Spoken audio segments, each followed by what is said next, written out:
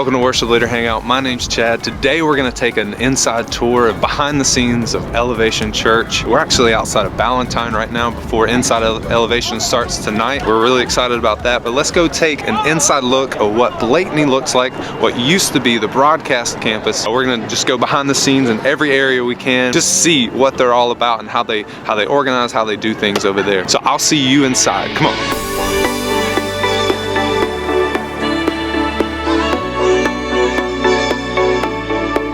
So we're in the auditorium, we're going to take a look around. I'll try to give you as much information as I can. Let's walk down, see who we can talk to, and we'll get into it. It looks like they use the Midas Pro 6. Let's check it out. It may seem very intimidating. Yeah, a lot of knobs and buttons and stuff, but this is an awesome board, especially for a campus like this. And what all happens here, you need this. You need a console like this. You can't get by with just something small. You gotta have a lot of channels, a lot of capability with a production this size. So, yeah, I'm loving what I'm seeing here. What's your name? Caleb. Caleb. Yeah. Nice to meet you. I'm Chad. Chad. Nice to meet you. Do you run lights at your church? I don't. I've experience with the lights at camp and stuff like that, but I'm the youth pastor at my church. Okay, what church is it? It's called Life Church International. It's in Duluth. Duluth, Georgia. Georgia, yeah. I grew up in Douglasville. Okay, cool. What do you think about this? It's pretty incredible, yeah. Looks like they've kind of got their stuff set up so that anybody can come in and run it, kind of thing. Once you learn it, you don't have to build cues. They have the cues built already and everything. Right. Yeah, so which is really helpful for volunteers because a lot of times they don't have a lot of time to do that themselves or the expertise to do that themselves. So for sure. Yeah, man. Yeah, it's really interesting. So this is an MA console software. I don't know a whole lot about this brand. You probably know more about this brand than I do, but I do know that it's awesome and it's also great for volunteers too because you can set everything up just like the guy was talking about before and just have them run it, and then somebody with more expertise can come in later and do their thing. Okay, I just saw probably the best camera they have here. Check this out. Keep it rolling. Yes, if you don't have this a part of your production, you ain't nothing. This is what they're using for their main front shot. I'm assuming they had a lot more cameras when this was the broadcast location, but this is still the only camera in the middle at this point. I'm pretty sure they had two right here, but they're running a Hitachi Beast. I don't know anything, but the lens on this thing alone is probably more than everything I own. It's pretty good. I think we're going to start using this for Worship Leader Hangout. Stage is clear. Let's go. Just kind of a look around the room. Two large screens. I don't know what projectors those are, but they're awesome and expensive, so we'll just leave it at that. The stage, if you pull back a little bit, this is how tall the stage is. Huge. Check these out. Check these out. Little lights. That way I don't fall, because I don't need to be falling. Nice open, nothing in the way. I just love how open it is and clean. You know, guys, we're so big about clean stages with Worship Leader Hangout. Nothing to get in the way, just a few little ridges here and there, but I mean, hey, it's a large stage and nobody's filming the stage, we're filming the people and the lights. We're missing like every major component of the kit, but at least we can get an idea of what it looks like to sit behind the drum set in Blakeney. Just the shell pack alone is just a DW Performance Series. Looks like they have Remo heads, got an Evans, that looks like that double layer. What's that thing called? I can't even remember. All my drummers out there are like, ah. Of course the snare is double mic like it should be. You got two 57s on the snare. Each drum is mic'd as well. Two overheads. Let's look at the kick drum real quick. It might be double mic'd as well, inside and out. This is something I like to do now. We just started doing this about 6 months ago, is double micing the kick. So we have a mic inside and a mic just in the hole itself. It actually looks like they're using the Audix D6 on the outside, which we have the Audix D6 on the inside of our kit. This is going to give us a nice punchy sound. I'm really liking the way that I have this set up, but man, I wish they had cymbals up here. That's up to the drummers though. They're going to bring their own cymbals, they're going to bring their own snare, so that's not up here right now. So you're using the Nord Stage 2, as you can see. It looks like they're using the MPK 243 as their pads, maybe some kind of extra fill that they use. This is probably their talkback. It can be used, I'm sure, front of house if they absolutely need it to, but they can talk to each other like this, talking to this mic. Everybody hears it in their ears, or who needs to hear it in their ear. And I love how they gaff tape the sustain pedals and on the floor. It helps keep them in place, especially on like a slippery platform like this. So as far as lighting, I know a lot of people are like, what lights are they using? You're not saying anything about lighting yet. I'm not gonna go over every individual fixture because that would just be insane. As you can see here, I'm standing behind this main screen in the middle, and that's set up maybe 4 foot forward from the back of their stage, and there's a walkthrough behind this curtain where you can walk all the way around. So essentially you can take all of this out and this stage expands all the way back to the back wall. It's set up almost like a theater, maybe a little bit more shallow than a theater. Here's a little bit of walkthrough what they're using. This is the Max 700 Martin moving head. You can do some detail research on that to see what this thing's all about. So they have 4 of these moving washes, and then they have 1, 2, 3 of these 700s in between. So they're staggered in between, mounted on this truss here that is also holding the screen right in the middle of their stage. These large bars are the Showline SL bar 640s. These are incredible beasts. They are fixed. They don't move side to side or up and down or anything like that. They're just fixed, but they look incredible from the front. And they're mounted on bars that are just bolted to the stage, just a single bar, of course, with a normal stage lighting mount. The cable's nicely tight against the bar itself, so that way you don't have any weird looking cables going everywhere.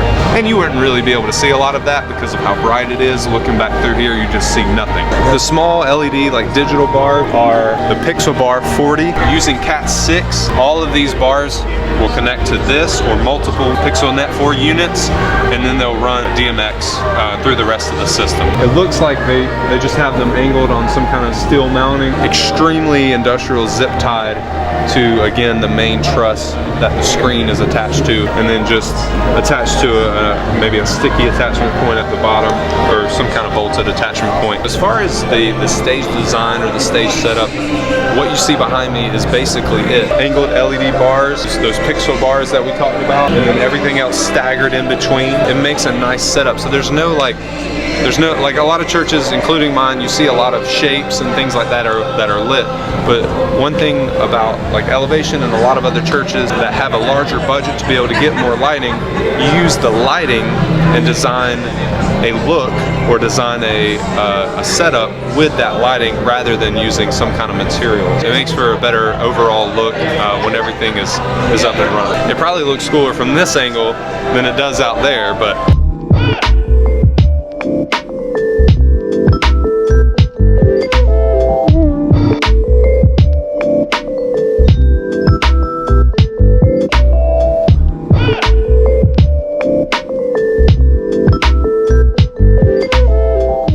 Worship Leader Hangout. I'm subscribing today, just like that. We're from Greenville, North Carolina, Koinonia Christian Center Church.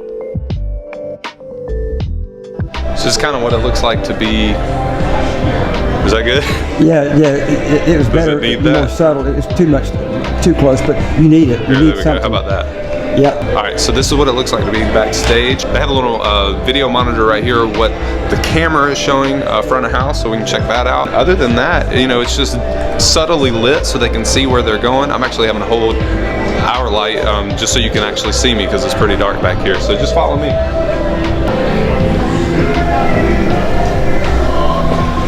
I've always wondered, how does Elevation store their mics? I was like, man, there's got to be some kind of grand, amazing way that churches like Elevation store their stuff. Because I mean, you know, they got great minds, you know, very creative. But apparently, even us at my church know what we're doing. The shoe rack.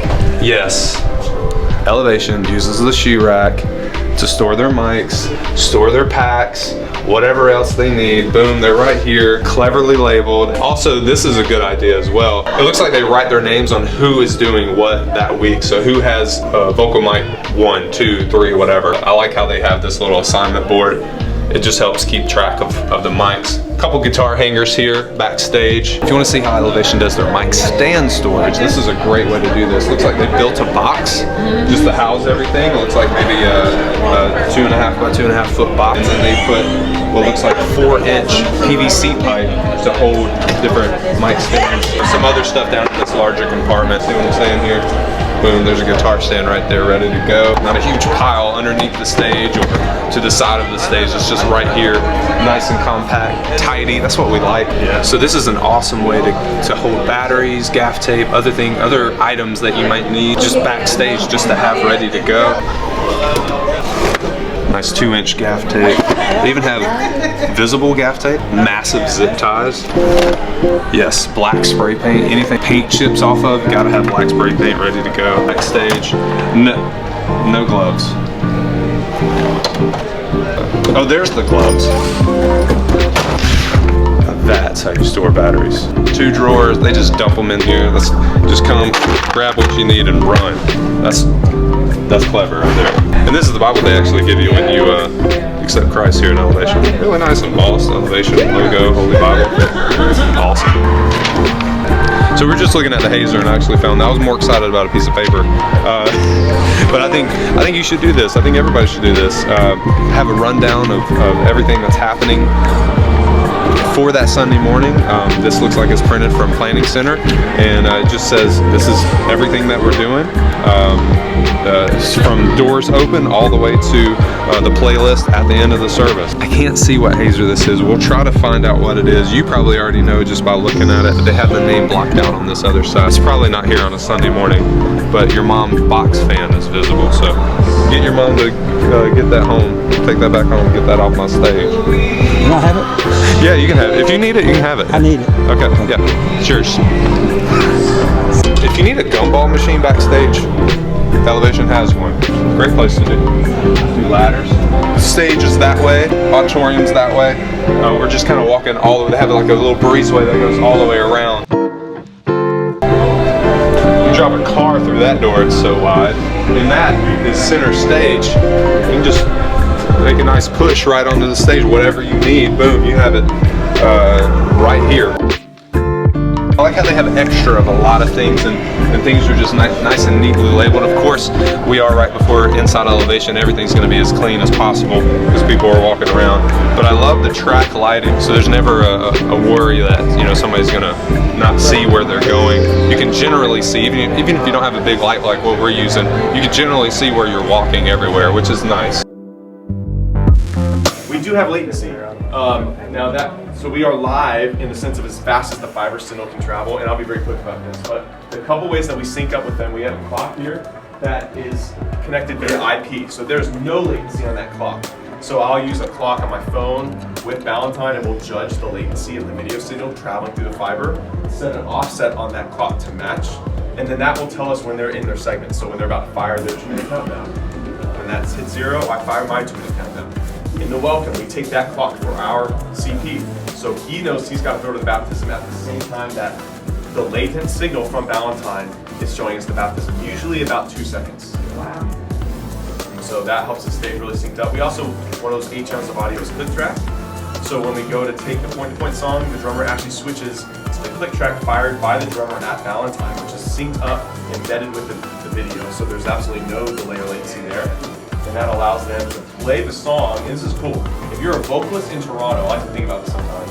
If you're a vocalist in Toronto or a drummer in Toronto, you are accompanying a singer in Charlotte live. It's just cool to think about. Guys, that is a wrap. We are done. We have toured Elevation Blakeney. We've gotten everywhere we can go, and I hope you've enjoyed this video. If anybody at Elevation sees this, thank you so much for doing this as a part of Inside Elevation. Thank you so much for having us and letting us be able to look and just dive deep behind the scenes of what happens here, and I'm sure very similar at other campuses as well. If you want to see more videos like this, more behind the scene videos, I'll link a couple right now. If you want to see our other content, go ahead and subscribe so you stay up to date. Thank you so much for watching. Remember, great worship leaders are always learning. Let's go home. All right, come on, let's go.